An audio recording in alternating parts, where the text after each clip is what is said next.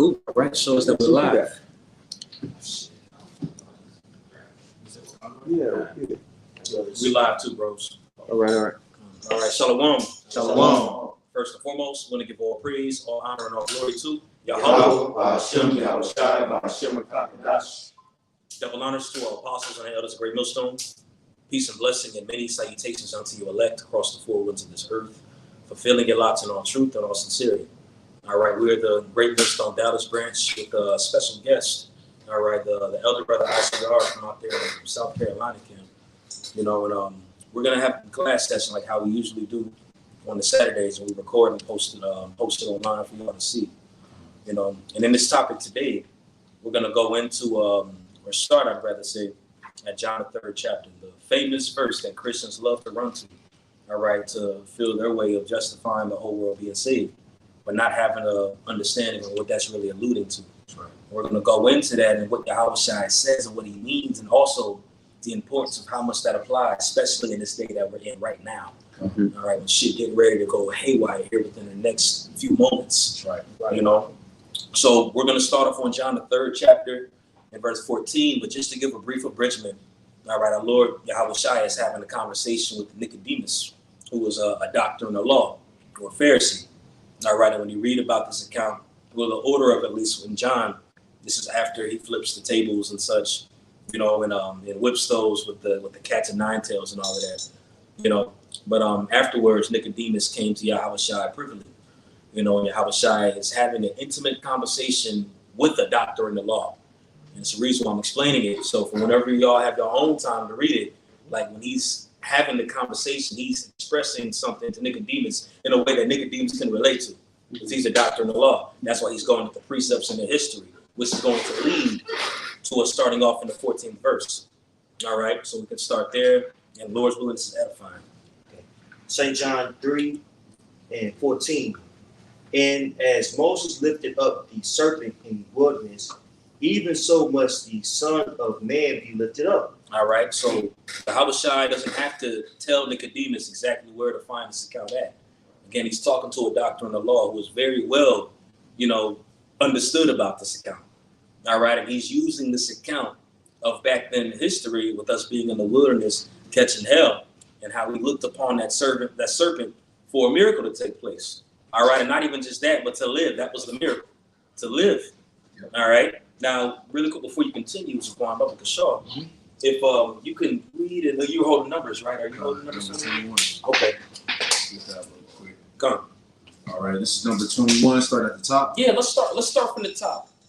All right, this is Numbers, chapter 21. All right, the title of this chapter is The Serpent of Brass.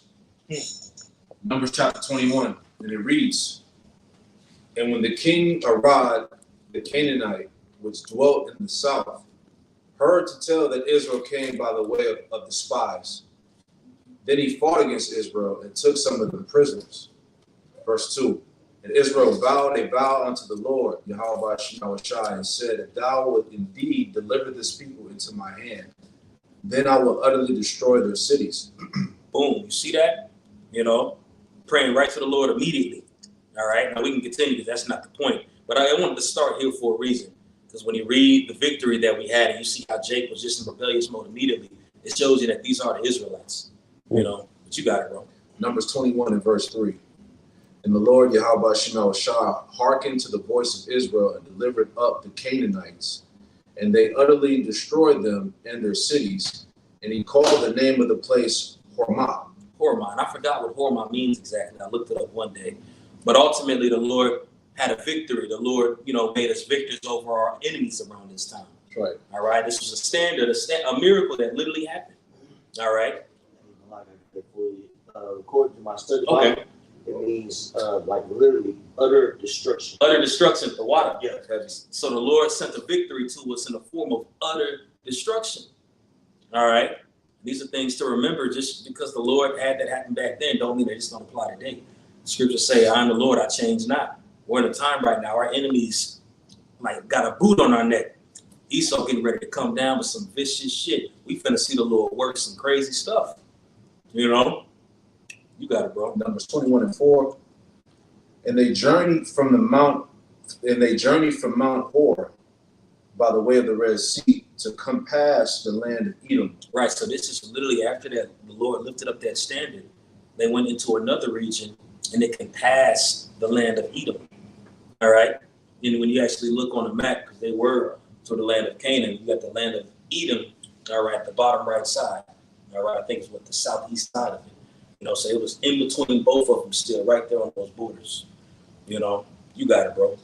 And it says, and to compass the land of Edom, and the soul of the people was much discouraged because of the way. Now the Lord just lifted up this crucial victory, just lifted up a standard, destroyed our enemies before our face, and Jacob was in that mode again, that complaining mode.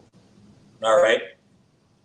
Verse 5, and the people spake against the Most High and against Moses.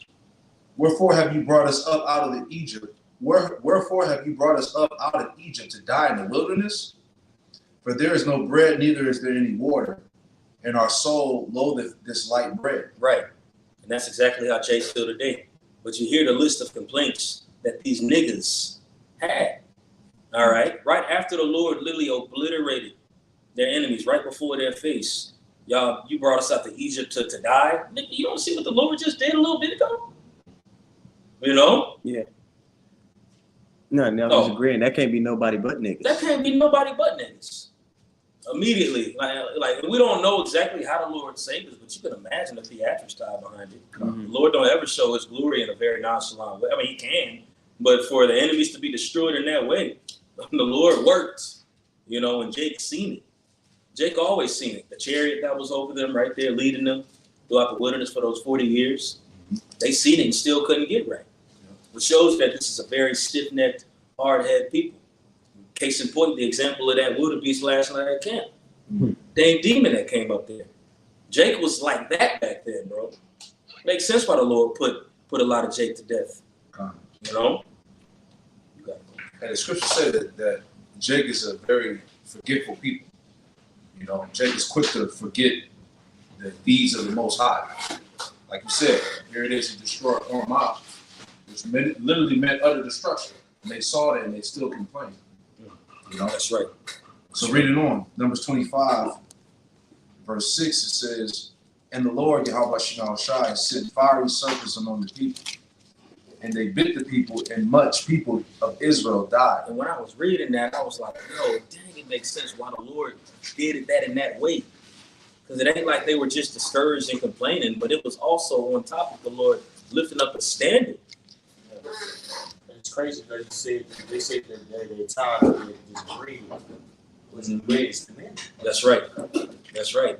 Man, something to consider about that manna, bro. Like, we was eating that the whole 40 years, like, nonstop. Right. In every meal we had. You know what I'm saying? When you read it in Joshua, it goes into, you know, when he circumcised the children of Israel, then the Lord stopped saying the manna down.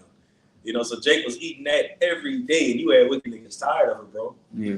You know, that's why Yahweh Shai said, I am the bread from heaven. Yeah, he used to be eating every day. So you go, you know, I was thinking that. Like, that's why Jake, Yahweh Shai, is too simple for Jake. That's right. Like, the whole girl came on last night, she knew the name of Yahweh and Yahweh Shai. Yeah. She's been watching for years, for 6 years. But she wanted to add her own doctrine. But that was this representation of the mindset of Israel, man. It's like, these scriptures it's too simple for Jake. Yep. You know? Simplicity in the house. That was exactly what I was thinking. And with that manna, when you research it, they say that manna had enough nutrients and vitamins and minerals to keep you sustained for that whole day. Yeah. Mm-hmm. Yeah, that's pretty much a simple food. Everything in it. That's, You know, Jake, you go ahead, bro. that's classic Jake. They put their wants before their needs. Mm-hmm. You know, everything that we need is within the spirit. But they, like you said, they always want to venture off and add something else to it. That's right. Jake literally denied life. When you read about those different accounts, those men, Moses was old. Joshua, after they left the wilderness and entered into the land of Canaan, he said, I'm still 80 and I feel like I'm at my strength in my youth. You know? So the Lord was heavily with Jake around that time. So it shows you when he sent serpents out to kill them, that was with intentions to kill their asses. It will kill the wicked, you know? But if you can read that again, Baba Kashar going into those fiery serpents. Numbers 21. Numbers 21 and verse 6. And the Lord Yahweh Shai sent fiery serpents among the people, and they bit the people, and much people of Israel died. A lot of niggas, the Lord trimmed a lot of fat. We're entering into that phase right now where a lot of fat is getting ready to be trimmed. It's the reason why these people are bucking up the way that they are, going, delving in their outlandish doctrine and breakdown. Case in point, that chick last night was talking about it. She's just a little minute example. You know, the Lord is getting ready to trim a lot of fat. All right. Then the Lord gonna lift up that standard too. You got it, bro. Verse 7, Numbers 21 and 7. Therefore the people came to Moses and said, we have sinned, for we have spoken against the Lord Yahweh Shai and against thee. Man, the Lord has a heck of a way of having somebody convert from wickedness, man. He'll do some traumatizing stuff to you in order for you to repent and realize your deeds. That's right. You know, it makes sense why he's in terrible power and why we must fear the Lord. All right? He can send a very direct, strict realization to your ass real quick. You know? Yes. Jay, running back to daddy, please. Same power you were just talking shit against, murmuring against. You know? Go ahead. For we have spoken against the Lord Yahweh Shai and against thee. Pray unto the Lord Yahweh Shai that he take away the serpents from us. And Moses prayed for the people. And the Lord Yahweh Shai said unto Moses, make thee a fiery serpent and set it upon a pole. And it shall come to pass that everyone that is bitten, when he looketh upon it, shall live. Right. When you bitten, you shall live. Now, when you notice, Jake prayed. Jake asked Moses to pray to the Lord that those serpents go away. You know, they ain't go away. It was part of their walk, part of their story. The only difference was when you get bit by a serpent, you're going to live. And you correlate that today. Back then, even the days of Yahweh Shai, when he said, look upon me. All right, remember who was in power those days? The Romans. Jake catching hell. Jake was in slavery, just like today. You know? You read it in Matthew 11 chapter. It says, from the days of John the Baptist until now, the kingdom of heaven suffereth violence and the violent take it by force. So back then it was actual serpents, but who's the modern day serpents today that's biting us? Esau. That's right. Baba Kashaw, someone hold Jeremiah chapter 8, verse 17. Okay. Start at verse 15, Baba Kashaw. See what Jeremiah 8:15. It's Jeremiah 8:15. It reads, we looked for peace, but no good came, and for a time of health, and behold, trouble. The snorting of his horses was heard from Dan. The whole land trembled at the sound of the neighing of his strong ones. Now, when you go into this right here, now Jacob was looking for peace, but the noise of the horse came. That goes into our enemies conquering us being brought down. When you read Jeremiah, Ezekiel, those different prophets, a lot of those prophecies were either future prophecies to take place or prophecies that were to come to pass shortly around that time, or certain dualities. Jeremiah prophesied about the Babylonians conquering Jerusalem, and that was part of his ministry. All right? And he was telling Jake, look, this troop gonna come up against you. Listen to them. Don't rebel against the Lord. He's setting them up over you. All right? So he's going into how we were going to be taken completely around that time by our enemies. Okay, you got it, bro. Continue on. For they are come and have devoured the land and all that is in it, the city and those that dwell therein. For behold, I will send serpents and cockatrices among you, which will not be charmed, and they shall bite you, saith the Lord. You see the correlation right there with Numbers 21? Right. Because the cockatrices or serpent vipers. So yeah, that's right. That's right. Fiery serpents. And it said that they're not going to be charmed. They're not Yeah, gonna be not gonna be charmed. charmed. You know, like who pitied the serpent that's bitten by who pitied the serpent, a charmer that's bitten by a serpent? Right. They're not going to be charmed, meaning like when you charm a serpent, you would sing a particular tune, and the serpent will come up. But these serpents, spiritually, ain't going to be charmed, right? Right. You know what I'm saying? And let's talk about the wicked. You know, our enemies, man. Exactly. Ain't no type of swift speech or smooth speech you can say to change their damn mind. Right. You know? Wow. Right. You can look at that key case in point slavery. Jake is a very slick people. Jake probably tried to get they asses out of a lot of ass whoopings. Yeah. Well, look, this really happened. Oh, man, they still beat our ass. And 3 more now since you said something, open your mouth, boy. You know? Hey, you got can you pull the NLT version of that too, bro? Straight from the phone? Okay, I'll get it in. If not, I can pull it up on mine or whatever. It don't matter. You said Jeremiah 8:15. I can get there real You quick. just do 17 in the NLT. Okay, Jeremiah, the 8th chapter and the 17th verse. It reads, ready? For behold, I will send serpents. Oh, this isn't Salaki. The NLT says this. It says, I will send these enemy troops among you like poisonous snakes. Just like poisonous snakes. So it might not be physical serpents right now, but our enemy can pass us against like a flood, as the scriptures say, Isaiah 59. Well, that's what's going to happen. Revelation 12:12 says, for Satan knoweth he has a short time. You know, so he's getting ready to come down. All right. Matter of fact, we can read 2nd Ezra, the 16th chapter, going into that great insurrection. Can I get a picture? Yeah, come. Because these are the times that we're approaching. Like right now, there's only a few more little pieces of prophecy that got to play out for all these events to take place. These are stories that we got to constantly go over in our heads and constantly remember, especially as these days come close. You know, you got it, Tosh. This is Isaiah chapter 27:1. In that day, Yahweh with his sore and great and strong sword shall punish Leviathan, the piercing serpent, even Leviathan, that crooked serpent, and he shall slay the dragon that is in the sea. Now, I'm gonna get a couple words here just to prove that this isn't talking about actual Leviathan that's spoken about in Job the 41st chapter. But I'm gonna get a couple words here. So that word Leviathan, I'm sorry, I want to get that word piercing. Excuse me. That word piercing here is barach, which when you get that word, it means fleeing or fugitive.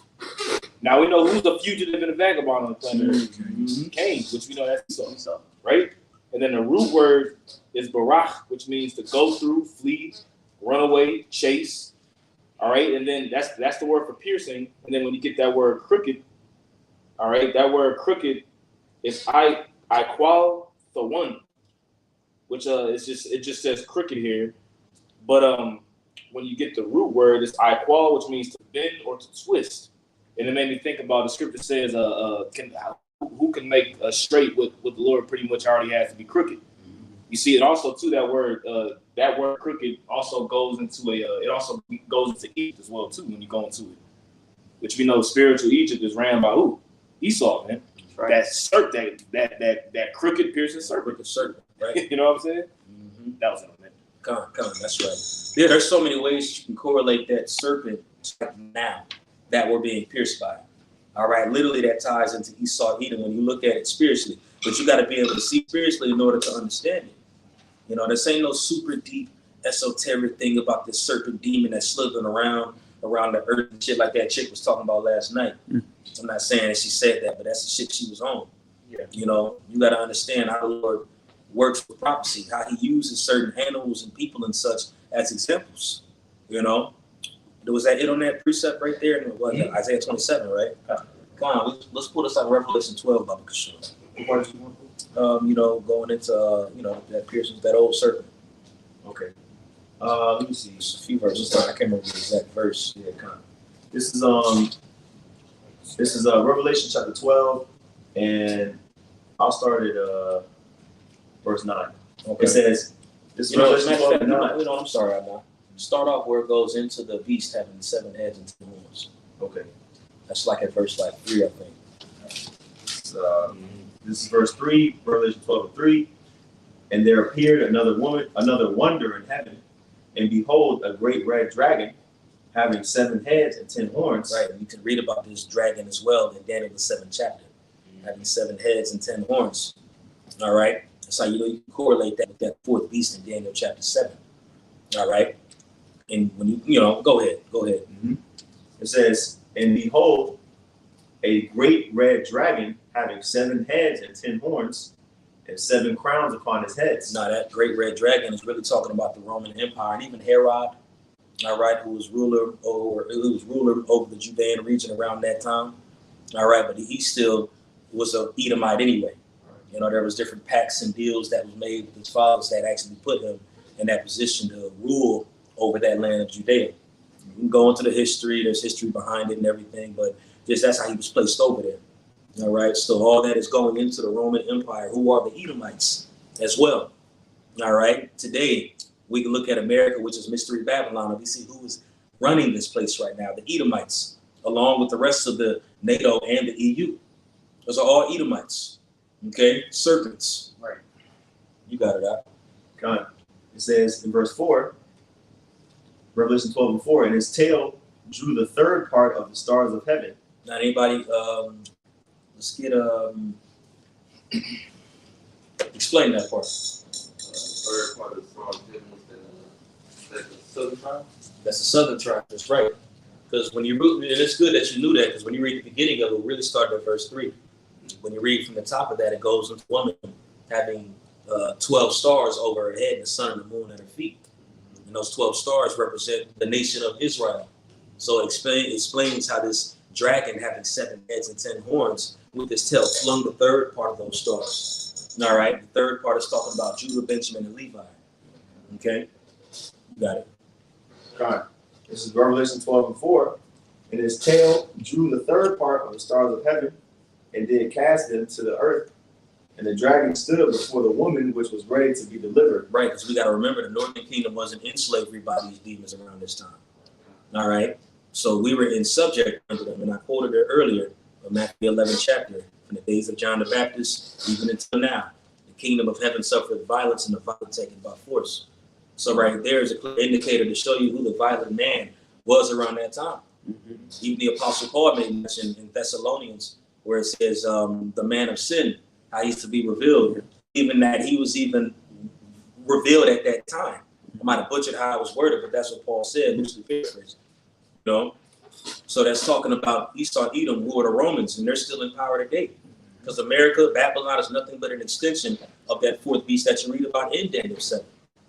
All right? Which again is likened unto this dragon right here. You got it. In the end of verse 4, it says, and did cast them to the earth, and the dragon stood before the woman which was ready to be delivered, for to devour her child as soon as it was born. Right, and this is going into when Yahushua was to be born. All right? Those 3 wild men were sent out there, and they were meant to report back to Herod, but they used guile, all right, and tricked him. Okay, but he sent those children, all right, he sent those soldiers out there, those Romans, those serpents, to kill those little boys. All right? That's why it goes into the prophecy of the woman weeping, you know what I'm saying, from Ramah. All right, that's what that's going into. Rachel for her children. Mm-hmm. I find it, if I may add, I just find it very spiritual how, of course, we can connect the correlation between Egypt and Rome at that time, with the Egyptians doing the same thing that the Romans did, but specifically at that time, Herod, who was portraying himself to be the king of the Jews, which was really an Edomite, looking to try to cut off Yahushua. And it's like you see the same thing with these 1948ers, these small ass today, claiming to be Jews, if you will. Mm-hmm. And who do they want to ultimately do? They want to cut us off from being a nation. Right. It shows forth who these devils are, and who they would be in the last days, and who will be ruling the world, ruling the earth. And it's not Japhet. It's Esau. And that's how you know who Esau is, man. Who this devil really is, you know. That was at that point. The same spirits. Exactly. Yep. Mm-hmm. That's right.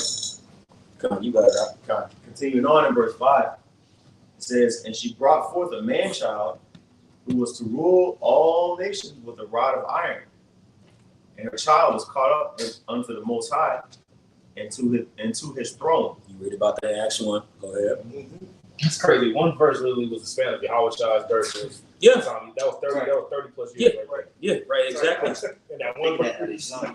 Which shows you prophecy takes time to fulfill certain times. You know what I'm saying? People trying to look at these events that happen quick. That's why they in that spirit, or that song you can read about in Ezekiel 12.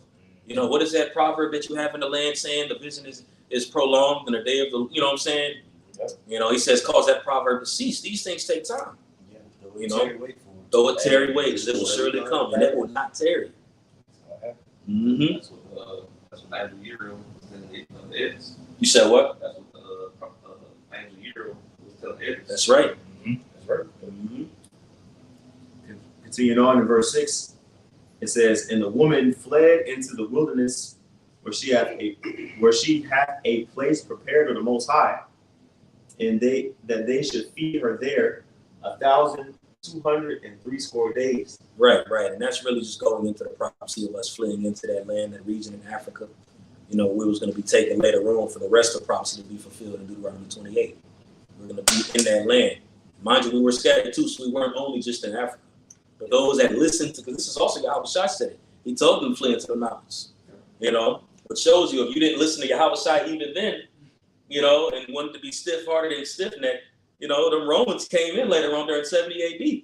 But if you would have listened to Yahweh Shai, you would at least been preserved somewhere. You know? And that's right. That 1,203 days, which of course is 1,260 days, 3.5 years. Right. 50 years. 350 years. You see, that's how you know that that's America. Exactly. You know what I'm saying? That 350-year period, that 3.5 years in the spirit, after that period, like, it all just correlates and links up, man. Yeah, that's right. You know? Yeah. It says, continue on in verse 7. And there was war in heaven. Michael and his angels fought against the dragon, and the dragon fought against his angels. Now, this prophecy jumps around. Yeah. All right, it goes from future, past, you know. But this is going into that war in heaven that's getting ready to come to pass. But it mentions this dragon. Remember this dragon, the serpent. All right? You got it? It says in verse 8, it says, and prevailed not, neither was their place found any more in heaven. And the great dragon was cast out, that old serpent called the devil. That old serpent called the devil. But right here, when you read this, this is talking about the Romans. This is talking about Esau. What showed you it was the same spirit that was in that old serpent back in the garden. That pretty much was conjured in Edomites. All right, and that spirit was on them to cast hell upon the children of Israel and to fight us, just as it was written. All right, you remember, you go into the prophecy of that in Genesis, the 3rd chapter, where it goes into the judgment given unto the serpent for beguiling Eve. All right, and that pretty much was that this child was going to bruise your head, and you were going to bruise his heel. That constant warfare we're going to have with the serpent. So you see, it makes a lot of sense why the Lord sent these Romans today, these Edomites, to have us in captivity and do what we're doing. Do what they're doing to us. Right. All right? They got to fulfill that. They got to bite us, just like it was written in Jeremiah chapter 8. We got to be bitten, just like it was in Numbers 21st chapter. Because they prayed that that's like us praying that Esau just goes away in time. How the hell are we going to level up? How the standard going to be lifted? You know, if we pray that they go and they just get destroyed right now. It don't work like that. We got to literally bear our cross. Part of our cross is having to be afflicted and be amongst these people daily, you know? But when you go into, that's why I wanted you to read that in the NLT, because it specifies on those serpents and it considers them to be a troop. So we're in a time right now where they're getting ready to come like a troop, all right? It ain't going to just be just how it was in slavery. We was getting whooped. No, Daniel talks about a day that's unlike any other. You know, I got this really quick in 2nd Ezra, the 16th chapter. This is 2nd Ezra, chapter 16, verse 68. And it says, behold, the burning wrath of a great multitude is kindled over you. Or that truth that the brother read in Jeremiah, the 8th chapter. 17 verse. It says, and they shall take away certain of you and feed you being idle with offered unto idols. And they that consent unto them shall be had in derision and in reproach and trodden underfoot.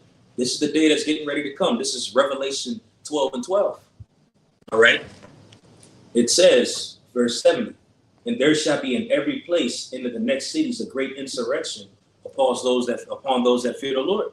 So that's going to be when that troop comes up against us like a flood, as you read about it in Isaiah the 59th chapter. But if you focus on Yahweh Shai, and if we still got that John 3, we ain't even get to it yet. All right, but that's why it's so important to keep Yahweh Shai in the forefront of our mind. His sacrifice, this ministry, what we do. All right, it's important that we keep that in the forefront. That way, we will be unmovable when that day comes. Because we know an enemy's getting ready to come. Right? We know they biting us. It's getting ready to get back.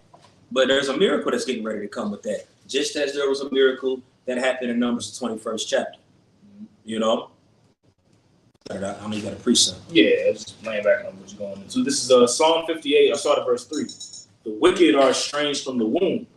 They go astray as soon as they be born, speaking lies. Their poison, so it's going into the wicked and speaking, this is their poison. Their poison is like the poison of a serpent.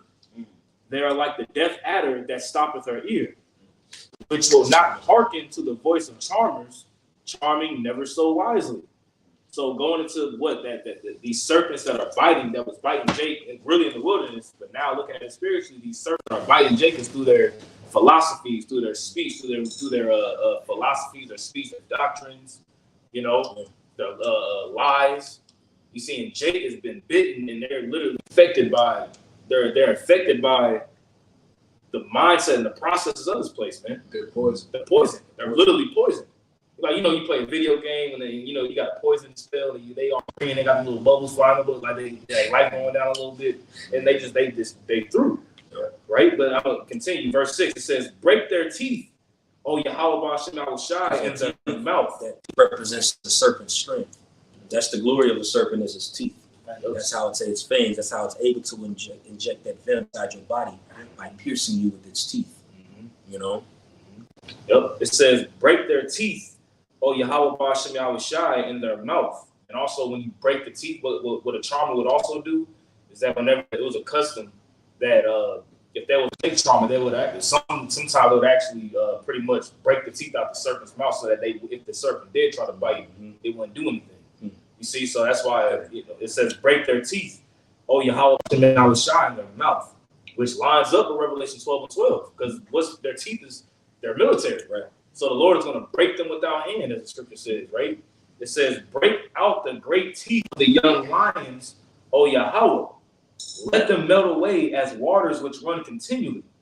When he bendeth his bow to shoot his arrows, let them be as cut in pieces. As a snail which melteth, let every one of them pass away, like the untimely birth of a woman, that they may not see the sun. Yeah, and that even goes into John, where he says, I saw new heaven and new earth. These niggas got to be destroyed. And that actually goes right back to Revelation 12. Yeah. It says, now will salvation come after the accuser of our brethren is put down. So Esau has to accuse for a time period. All right, that way his sins reach up to heaven. All right, in the midst of that, that's when they're going to be broken. And in the midst of all that, when you're focusing on your duties being a brother, a steward of Yahweh Ba'Shem Yahushai, you're going to be sustained when they come like a flood and such. Because mind you, when they come like a flood, we know that right there is a clear sign of Yahweh ready to come back like ASAP. Right. You know what I'm saying? So it has to happen that way. Was that it on that precept? Yeah. Okay. Luke chapter 12. I'm sorry, not 12. It's like 10. I can read it actually. I got it right here. Yeah. Far from heaven? This is Luke 10 and 19. It says, yeah, that's cool. Yeah, should just jump back to a whole different precept. Go ahead, dog. Luke 10 and 19, it says, behold, I give unto you power to tread on serpents and scorpions. Yahweh clearly said it cut and dry. The serpent is talking about the troops, those Romans around that time. That's power that's getting ready to come. But you ain't gonna have access to that power if you ain't looking upon the Son of Man to be saved, especially when that time comes. A lot of Christians are like a throw around that I'm saved. Got an idea what the hell they claim to be saved from. What, you don't know even know who your enemy is. They're walking around thinking of the center of the earth with a pitchfork out here poking buttons. You know what I'm saying? And coming up there whispering in their ear. It don't just work like that. You got to know who you can be saved from. Then the growth comes. Where's that scripture in Jeremiah? The summer is far spent and we are not saved. Jeremiah 8.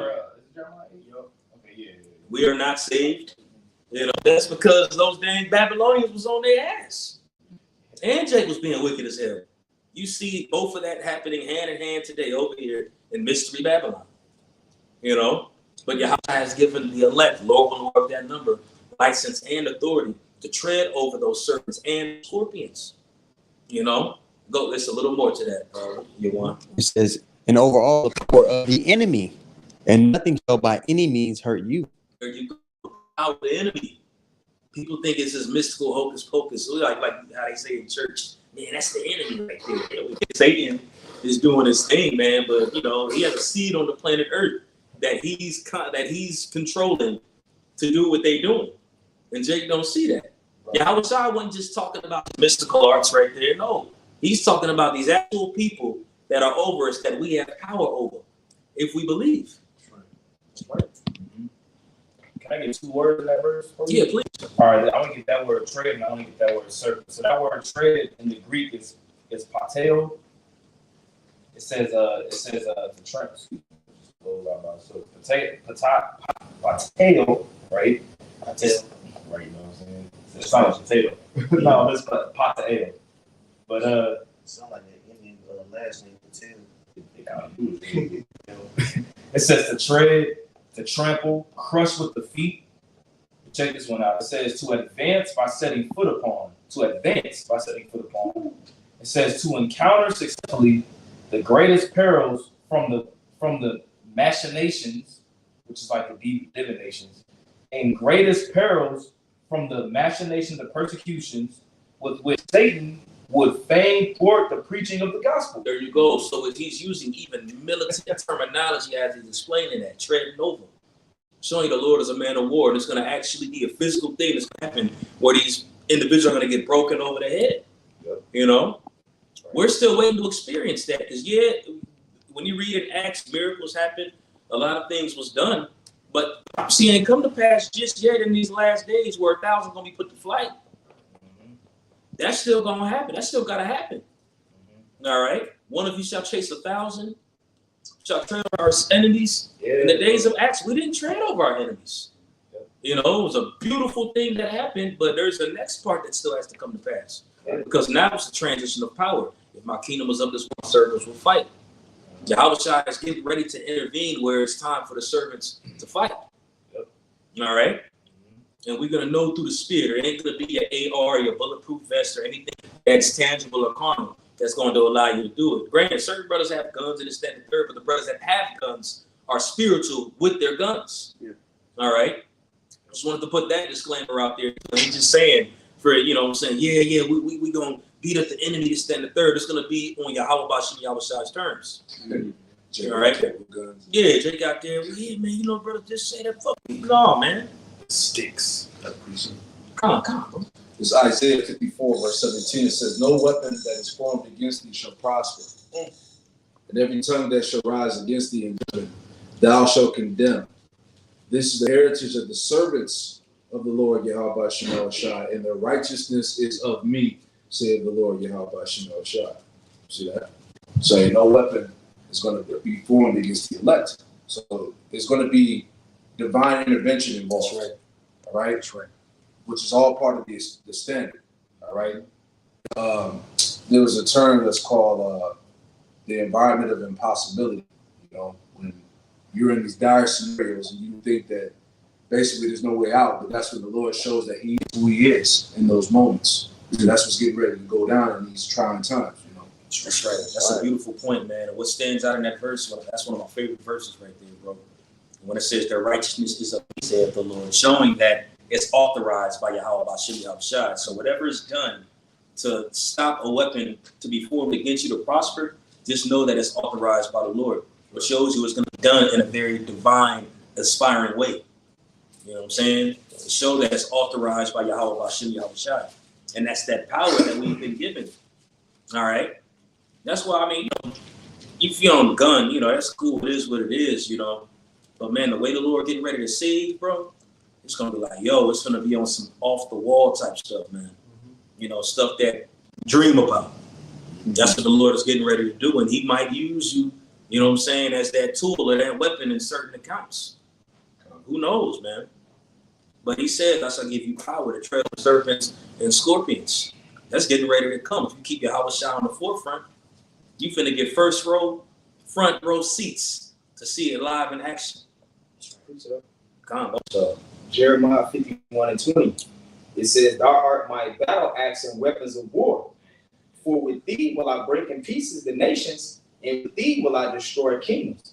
So through the power and spirit that the Most High gonna put on us, man, He gonna turn us into His weapons.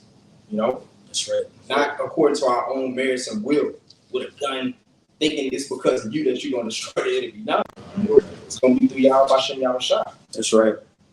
That's right. That standard being lifted. I don't know if y'all read that or not. No, we quoted it, but we Yeah. Mm-hmm. Yeah, man, beautiful stuff. Well, that's what I just read. Yeah. Come. And these are the perks. That was it on that, by the way. Come. These are the perks that comes with looking at the serpent and being and living. Like serpent, we went into Numbers 21, the brass serpent. We can segue right back into John the 3rd chapter. Okay. And you can start at 14 again, Bob, for sure. Okay, John, 3rd chapter. That's John John. 21, Bob, Kashaw. Or is it look up? This is John 3 and start 14 again. 14 again, Bob. John 3 and 14. Say John 3 and 14.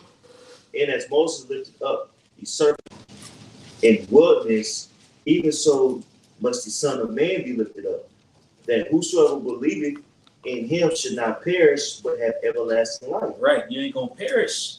All right. Not only are you gonna, be like him, as you read in 1 John the 3rd chapter, but when our enemy comes up against us like a flood, they threatening you, they trying to come up and kill you.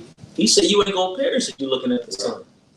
All right. And then he goes into saying everlasting life, which means Godhood comes. And that's a perk. I mean, all the elect, all of Israel, because that's the Most High's elect at the end of the day, Israel. So Israel are all going to be in God's body. But those that are close to Yahweh Shai, man, you're going to see when that day comes that there's even going to be levels to that stuff in the kingdom. You know what I'm saying? He says we shall be like him when you read it in 1 John the 3rd chapter. Right. You got it, bro. Quick precept. This is Psalms 27, which is 2 and 3. This is what King David said. Psalms 27, verse 2, it says, when the wicked, even my enemies, and my foes came upon me to eat up my flesh, they stumbled and fell. Verse 3, though an host, we know a host is basically an army, though an host should encamp against me, my heart should not fear. Though war should rise against me, this I will be confident. See that? So, hey, King David was telling it, even though a host should camp around me, he said, my heart should not fear, because he knew that Yahweh Shema was with him. Yeah, bro. Beautiful. It's like when you read about those accounts in history, like I just read Joshua recently again, and when you read about how the Lord literally obliterated the heathen. Like, read Joshua, bro. Whenever you get a chance, read Joshua, bro. Like, after what happened in Egypt, those 40 years losing the wilderness, and even in there we had some victory, a lot of victories. When you read about we actually received that land as an inheritance and those Canaanites that was there, bro, they got obliterated, bro. Yeah. You know what I'm saying? Ran through like a sweep running through, you know what I'm saying? On the flow. Them niggas got steamrolled, bro.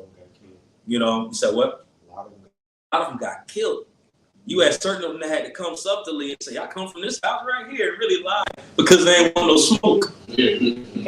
All dusty. Made themselves servants and tools. Make themselves serve. Yeah. We made them pitchers of water and hewers of stone. Yep.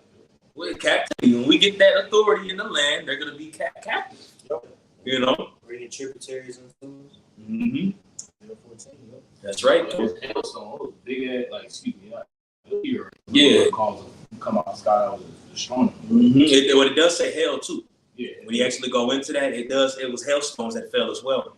When you read that. But the Lord, at the end of the day, the Lord fought for us because we were on point. Jacob got circumcised again, made an offering unto the Lord, reaped what the Lord said unto him. They kind of went off here and there when you read it in Joshua. You got that example when Jake went off. All right, he took that Babylonian garment, you know what I'm saying? And then we fought against the children of AI, started getting smoked a little bit, and Jake was complaining. And the Lord said, because you got a wicked nigga amongst you. You know what I'm saying? And when you go into his name, I think it's Achan or Achan. When you go into that name, it literally means trouble. You know what I'm saying? So some troublesome Negroes that was amongst them that caused us to fall. But when we got rid of that and repented unto the Lord, bro, we in one mind and likeness with the Lord, bro. That standards are automatic. We got examples of what happened in the past. Now in the day that's getting ready to come, that's unlike any other. We finna see the Lord work like in a way we've never even heard of him work before. Children of Achan gonna be removed again. The children, that's right, brother. 230. 11 is the whole one. Yep, that's right. They gotta be moved out the way. That's right. They got stoned and they got burned with fire. The Lord hit their ass with double destruction. That's why when you Hosea, I think it's Hosea, the second chapter. I want to say it is. It talks about how the Lord said He's going to make a way out of the valley, a kind of the valley of trouble. Right. And we're going to have a pathway. And that valley of trouble we're talking about here. That's what right. I'm saying, the wilderness that we're in right now. Yeah, because when you go into that, that was a land that it was called after they got stoned. There was a heap of stones that was right there as a monument. You know what I'm saying? Of the Lord giving us victory, and at the same time, what the Lord is going to do to the wicked. You know, so it's going to be a path right there. A lot of Jacob going to die, but in the midst of that, the left going rise. Straight gate. You know, the straight gate. That's right. You know, we can end it off in that John 3. Back to it. I got real quick. Please. Remember precepts, brothers, guys. This is Hosea 1 and 6. But I will have mercy upon the house of Judah, and will save them by Yahweh the power, and will not save them by bow, nor by sword, nor by battle, by horses, nor by horsemen. It's a real quick one. Yeah, calm. Going to what you bring back. Yeah, beautiful. And the only way that that can be done is completely trusting in the Lord, looking at the Lord. You know, we all, the elder Yatzak always brings the example out when Stephen was stoned. You know, before he gave up the ghost and died, he seen Yahweh and Shai right there. You got big ass stones hurled at you. When you're stoning, it ain't just no little, you know, you picking up what you find, but when you look at them Hamites stoning on you, whatever you see on World War, you know, they be having sticks and they be having big ass boulders. You gotta get 2 men to carry Yeah. something. Just throw it. Yeah, you gotta throw that bitch like a damn shot put. You know what I'm saying? And they be going out there slamming it right on their head, bro. So in a carnal, it just being a man, it's like, oh snap, you'd be like, oh shit. You know, but Stephen just was looking up. You know, and he wasn't even tripping on the stones that was getting hurled his way. Absent from the body is to be present, you know, with our body.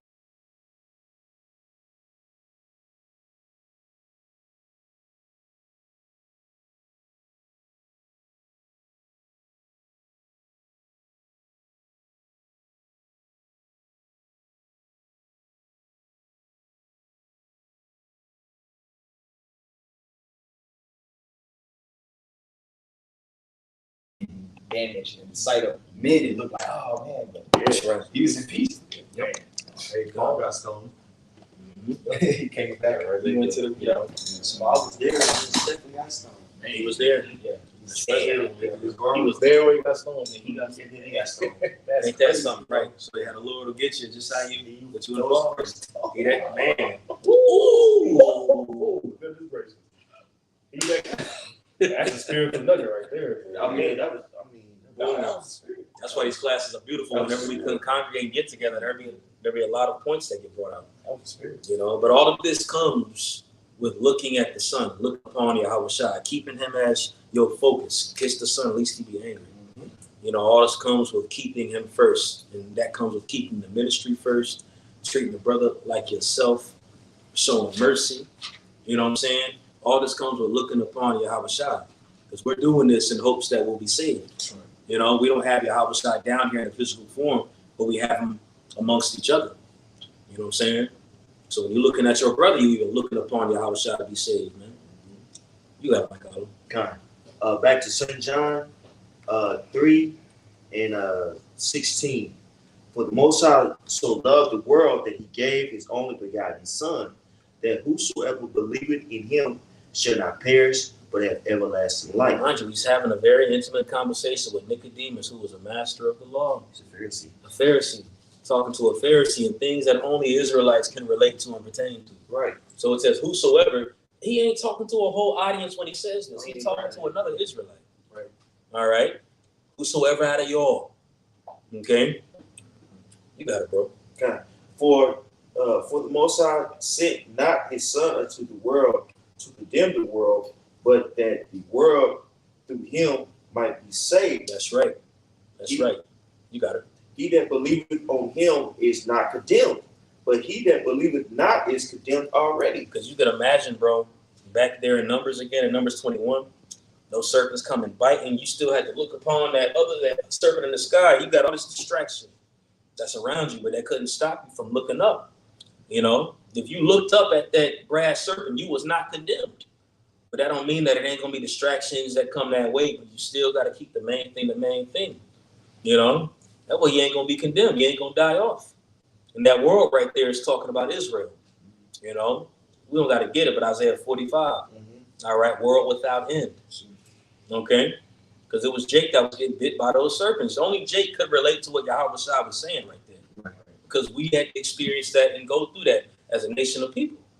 You know, so when you read John the 3rd chapter, it's really dope when you really dissect that conversation that he had with Nicodemus, because he's explaining things in a way that Nicodemus would understand, being a master in the law. He didn't have to correlate it and say written over here. I mean, he mentioned in the days of Moses, you know, but when you read John the 3rd chapter, he's explaining certain things, and when you catch it spiritually, you're like, oh, okay, he's going into things in the law. I can find that in Deuteronomy. You know, it's very subtly in there, you know, but he's having an intimate conversation with somebody who's advanced in history when you read that. That's why one of the reasons why I like it so much, you know, kind of like putting yourself in their shoes. You know what I'm saying? But just as he explained that, we got to keep that in mind every day, especially in this time that's coming. Talking to myself first and foremost. You know what I'm saying? Because we get ready to come into very deep waters and something that we've never experienced before. You know, you got certain brothers that might have served in the military and that it might even kill people. You know, but they ain't even experienced days that's getting ready to come. You know, so you know, with all that's getting ready to happen, just make sure that we all focus on keeping the main thing. You know, keeping your Yahweh Shai first, and that comes with showing fervent charity amongst each other. You know what I'm saying? That's where the miracle lies. That love, you know, that obedience. You know what I'm saying? But anybody got precepts, points? That was pretty much all I had. I have one. All right. This is Psalm 91. I'm gonna read verse 13 and 15. It says, "Thou shalt tread upon the lion and adder, the young lion and the dragon shalt thou trample under the feet." And the adder, just real quick, is a serpent for those that are listening that might not know. An adder is a serpent. Mm-hmm. Yep. Verse 14. To the camera, you know what I'm saying, newer listeners. Verse 14, because he has set his love upon me. Like talking about looking upon him, right? It says, because he has set his love upon me, therefore will I deliver him. I will set him on high, because he hath known my name. He shall call upon me, and I will answer him. And he says, because he hath known my name. Yeah. Now, it's not even just, I mean, we know the name is Yahweh and the son's name is Yahweh Shai. We know that what's understood don't got to be said. But what comes with that name, when you go into that word name, there it means Shem. When you go into the word Shem, it means reputation. All right? You think upon the acts of old, what the Lord did to save our forefathers from before, which is tied to his existence, being he is. These are things that we consider and look at to be saved. That glory that comes with his name. You know, that rank. Look up that the term son of God. It actually goes in son of the name. Yeah, I brought that out last time we just sit down. Like the son of the name. That, like basically that reputation that you're talking about. Right. Men of renown, like it talks about in Sirach 44, let us praise famous men. That's right, you know. That's right. That's all getting ready to be reinvigorated. Yeah. As the scriptures say, you know, going into I shall, you know, bring back the judges as of before. Right. All this is getting ready to be reknown on the planet Earth through the influence of Yahweh Yahweh Shai, through the name of Yahweh Shai, by Hashem Yahweh Shai, by Hashem Rakakodash, through the Holy Spirit. All right, you got it out. 91, Psalm 91 and 15. It says, "He shall call upon me, and I will answer him. I will be with him in trouble, deliver him and honor him." Hey, real quick, we haven't even experienced yet. Some of us have testimonies here and there where you might have called on the Lord and he sustained you, or he might have showed you something and you realize it. But a lot of us have never really just experienced being in dire straits and calling on the Lord as a last resort. And smack dab miracle happened right there. Fire come down from heaven. I'm just using that as an example. You know what I'm saying? We getting ready to experience that type of glory. You know, I believe that. Yeah. You know what I'm saying? I believe that, yo.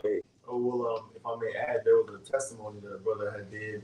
I don't know if he was in the camp or not, but he had pretty much got stuck up, you know, in the car, and he had out there at Prophets of Babylon camp. Yeah, you know, and he ended up getting delivered because the dude that went through his phone, you know, he did a lesson on it. That's what I'm saying. But he Seen the lessons. yeah, he saw the name. He saw him praying to, you know, he's like heard the name, and that shows you that the name has power. That's right. You seen a lesson, you seen the video. He was like, "Nah, man, we can't do nothing to them. You can't do nothing to him, man." So he was about, you know. Yeah. Yeah. That's right. Man, that name holds weight, man. We appreciate it now, but we're gonna really see when hell breaks loose. Really We're gonna appreciate that the Lord got us on his side, on his hip. That's that strong tower, man. That's Yeah. right. It's that Our strong God's tower. gonna be diminished. Can I get something for you? For sure. Continuing in St. John 3:18, he that believeth on him is not condemned, but he that believeth not is condemned already, because he hath not believed in the name of the only begotten Son of the Most High. Yes, sir. That's why I finished that for you. Baba the Shaw, the water for breaking that out. 'Cause that comes with understanding Yahweh Shai, his deity. You got a lot of guys that know that they're Israelites that X out Yahweh Shai. They don't talk about Yahweh Shai. They don't consider him like that. They'll say they do, but they really don't. Yeah. You know, and we know through the Spirit who they are. And that's why it makes sense why a lot of them are doing what they're doing right now. Because they don't have the Son. They're condemned already. Yep. You know? So it doesn't surprise me when certain groups say, no, miracles ain't going to come. Or, I mean, you still do lessons about it. You're like, man, these niggas crazy. Yeah. But really, on some real shit, it makes sense because the Lord ain't dealing with them like that. You know, we're the only ones that really talk about the standard, bro. Yeah. Great millstone of those that follow this doctrine because we really believe. You know, we believe a miracle's coming. We believe everything that the Lord says is going to take place. That's why our brothers, starting with the apostles on down, are so fervent going into this, man. And we speak it like we've seen it personally because of that faith. You know, so we getting ready to see. You know what I'm saying? But that's all I had, man. You know, whatever brothers are holding, anything. You good, my people?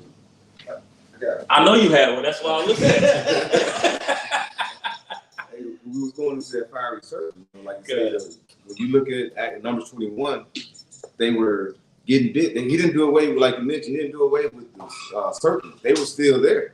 They just had to look upon like that standard, that brass serpent. This is Acts 28, and I'll just go through it and then break it down. Let's go.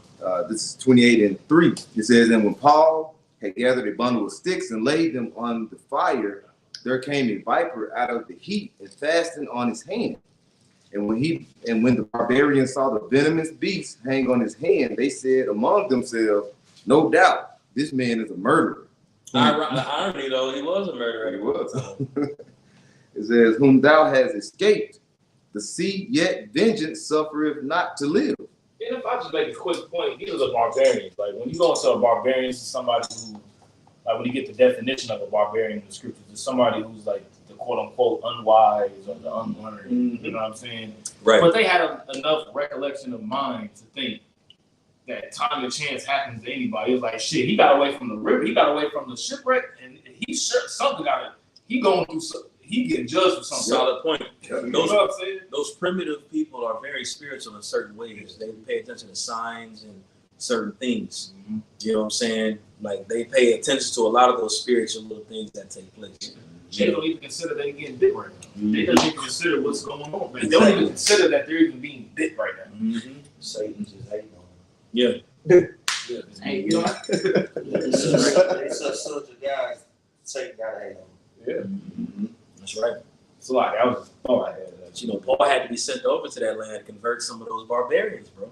Yeah. They had to see that. Yeah. They had to debate, thy people shall be willing in the day of thy power. Yep. They had to see that take place in order to be convinced and believe, yo, what's going on? When you read about that account, Paul just flung it off and kept preaching. You know? In the fire. In the fire. That's right. Right. Just like what's getting ready to take place to this serpent. Right. Just like what's about to happen to Esau. That's right. Unscathed. And the scriptures say, thou shalt eat poison and live, man. Poison from adders, serpents. We ingest so much toxic shit that's causing people to bug the hell out, go through mental disorders and such. We're eating fucked up food, you know, seeing fucked up pollution within our eyes. Right. You know what I'm saying? We in the midst of the shadow of death. But as we hear, man, we live in. It's a miracle of simple fact that we're here right now in this room. Yeah. Confessing the names of Yahweh, Yahweh Shai. That's a miracle, bro. Because when the Lord said he shall send strong delusion unto these people, this is a strong delusion that's sent unto them by only the God of heaven and earth. Can't no delusion get stronger than that. So the simple fact that we've woken up out of that is a crucial miracle, man. So can expect other type of miracles to come with that, bro. You know? Yeah, that's. Would you have more on that, Amati? I know we didn't really finish up the account, so. Just a little more, like I say, going into it. Verse 5 is that then he shook off the beast into the fire and felt no harm. And so howbeit they looked when they should have swollen or fallen down dead suddenly, but after they had looked a great while and saw no harm come to him, they changed their minds and said that he was a god. See, so they even acknowledged him being a god still right there. But of course, he taught them, you know what I'm saying?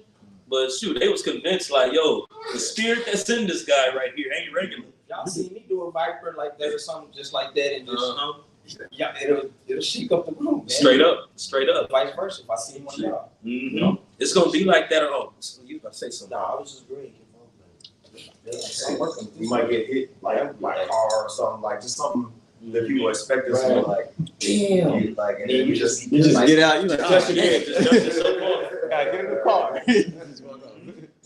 Yeah, brother. Flying out of the car hit you. Yeah, man. Hey, he says no weapon that is formed against thee shall prosper, bro. You know, like we in the, it's about time. It's ready. I'm ready. Mm-hmm. I believe. That's right. That's right. Yeah, man. It's time to be 100% convinced that the Lord is on our side, bro. Look at all the sacrifice we've made. Of course, we're unprofitable servants. So I'm not saying that like we've done enough to keep us covered. But somebody on the planet Earth is confessing these names and doing what our fathers was doing and said was going to be done in the last days. You don't see that done in church. You don't see that done by any Orthodox religion and such. All right. You only see that being done through us. All right. In the name of Yahushua. That's the only way we're able to do it. It ain't of our own. that's right. So it's really time to really be convinced fully in your mind that the Lord is with you and stop playing. Lock in. Lock in. You know? That's it. Is that it, Mafia? Yeah, okay. Cool. Hey, Lord's willing, this is edifying. We want to give all praise, honor, and glory to Yahweh, Ba'ashem, Yahushai, Ba'ashem, Kakadash. double honors to our apostles and the elders of Great Millstone. Peace and blessing and many salutations unto you elect across the four winds of this earth, fulfilling your lots in truth and sincerity. Shalom. Shalom. Yeah. Okay, all right.